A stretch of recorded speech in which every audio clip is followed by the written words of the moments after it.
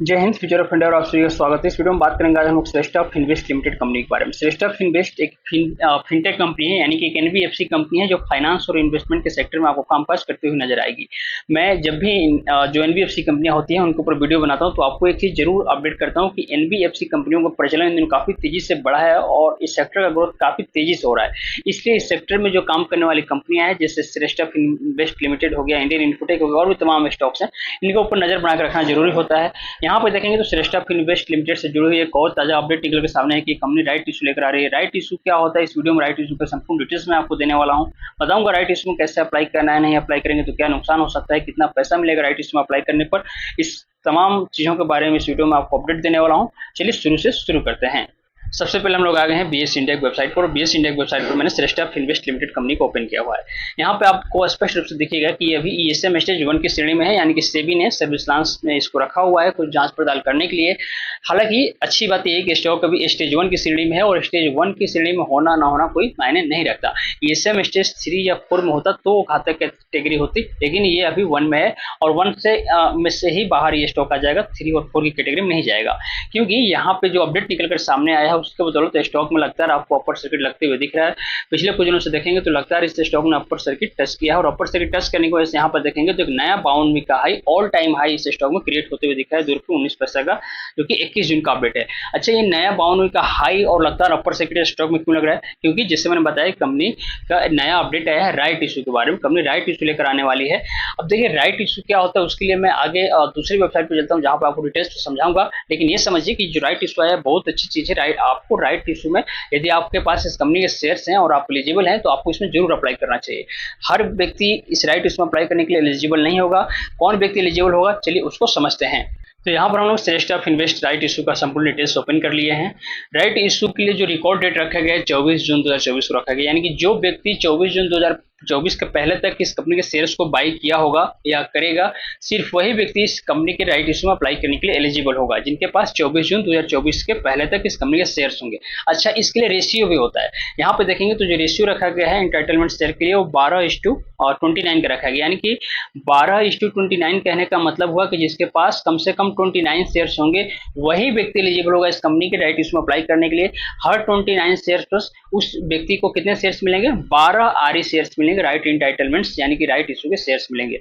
अब जिसके पास इसके मल्टीपल्स में शेयर होंगे उसी हिसाब से इसको राइट इशू वाले शेयर्स मिलेंगे। मान लीजिए किसी व्यक्ति के पास 58 शेयर्स हैं तो उसको टोटल 24 राइट इंटाइटलमेंट्स के शेयर्स मिलेंगे। इसी तरीके से आप इसका मल्टीप्लाई करते जाइए और उस हिसाब से आपको आरई शेयर्स मिलते रहेंगे। अब आपको ध्यान देना है कि राइट इशू का मतलब ही होता है कंपनी को यदि पैसे की जरूरत पड़ती है तो कंपनी राइट इशू लेकर आती है। यह कंपनी तकरीबन 48 करोड़ रुपए जुटाने जा रही है इस राइट इशू के जरिए, और इसके बदले में कंपनी क्या करती है कि जो कंपनी के इन्वेस्टर्स है, जैसे हमने बताया कि जिस व्यक्ति के पास इस कंपनी के शेयर्स होंगे सिर्फ वही व्यक्ति इस कंपनी के राइट इशू में अप्लाई करने के लिए एलिजिबल होगा। तो जो व्यक्ति के पास इस कंपनी के शेयर्स हैं उसको कंपनी क्या करती है, कुछ मार्केट प्राइस से कम प्राइस पे अलग से शेयर्स देती है, कहती है आप इसको बाई कर लीजिए क्योंकि मार्केट प्राइस से कम प्राइस पे मिल रहा है। और जब नया व्यक्ति इसमें अप्लाई करता है तो उसको मार्केट प्राइस से चूंकि कम प्राइस पे कंपनी के शेयर्स मिल रहे होते हैं आरई शेयर्स, तो उसको बेनिफिट हो जाता है क्योंकि एक तो नंबर ऑफ शेयर्स बढ़ जाते हैं और उसका एवरेज प्राइस नीचे आ जाता है। इसलिए राइट इशू में यदि आप एलिजिबल हैं, आपके पास इस कंपनी के शेयर्स है, आप इन्वेस्टर्स हैं, तो जरूर अप्लाई करना चाहिए। मार्केट प्राइस में अभी इस कंपनी का शेयर प्राइस तकरीबन ₹2.10 के 20 पैसे के आसपास चल रहा है। मैं ₹2.10 मान लेता हूँ, लेकिन जो राइट इशू में कंपनी आपको शेयर्स देगी वो आपको मिलेगा ₹2 प्रति शेयर के हिसाब से, यानी थोड़ा सस्ता यहाँ पे जरूर मिल रहा है। तो यदि आप एलिजिबल है तो जरूर अप्लाई कीजिएगा। और मान लीजिए कोई व्यक्ति यदि नहीं अप्लाई करना चाहते तो कोई बंधन नहीं है, आप नहीं अप्लाई करना चाहते तो टोटल आपके हाथ में, आप मत अप्लाई कीजिएगा। लेकिन एक काम जरूर कीजिएगा, यदि आप एलिजिबल हैं तो आपको जो भी राइट इशू के शेयर्स मिलेंगे, जितने भी राइट, मान लीजिए आपके पास 29 शेयर्स हैं या 30 या 35 शेयर्स हैं, तो कम से कम आपको 12 राइट इशू के शेयर्स तो मिलेंगे। अब आपको नहीं अप्लाई करना है तो आप क्या कीजिएगा, ये शेयर्स आप बेच दीजिएगा। कब बेचना है, अभी तो खैर डेट नहीं निकला है, इशू कब से ओपन हो रहा है और यहाँ पे रिनंसिएशन ऑफ राइट इंटाइटलमेंट्स का डेट क्या है, इस डेट को आपको ध्यान रखना है। ये जब इशू क्लोज होने का जो डेट रहेगा ना उससे पहले ये डेट रहेगा, ये रिनंसिएशन ऑफ राइट इंटाइटलमेंट्स का। तो यदि आपको नहीं अप्लाई करना है तो जो भी आपको आरई शेयर्स मिलेंगे वो आप इस डेट के पहले तक बेच दीजिएगा। बेच देंगे तो आपको क्या होगा कि 2 रुपये प्रति शेयर के हिसाब से मुनाफा हो जाएगा। जैसे मान लीजिए आपको 12 शेयर्स मिले और मार्केट में कंपनी आरई शेयर्स कितने रुपए दे रही है, 2 रुपए पे, तो 2 रुपए यहाँ मल्टीप्लाई कर लीजिए, यानी कि आपको 24 रुपए फ्री में मिल जाएंगे यदि आप बेच दीजिएगा तो। और नहीं बेचिएगा तो जब इशू क्लोज होगा तो क्या होगा कि आपकी जो 12 शेयर्स मिले हैं, यह 12 शेयर्स आपको आपके डीमेट अकाउंट से गायब हो जाएंगे। इसलिए यदि नहीं बेचना है तो अप्लाई कर दीजिएगा जब इशू ओपन होगा तो, और यदि नहीं अप्लाई करना है तो इस जो भी आपको एक्स्ट्रा शेयर्स मिलेंगे उसको आप रिनंसिएशन ऑफ राइट एंटाइटलमेंट्स के डेट से पहले जरूर बेच दीजिएगा।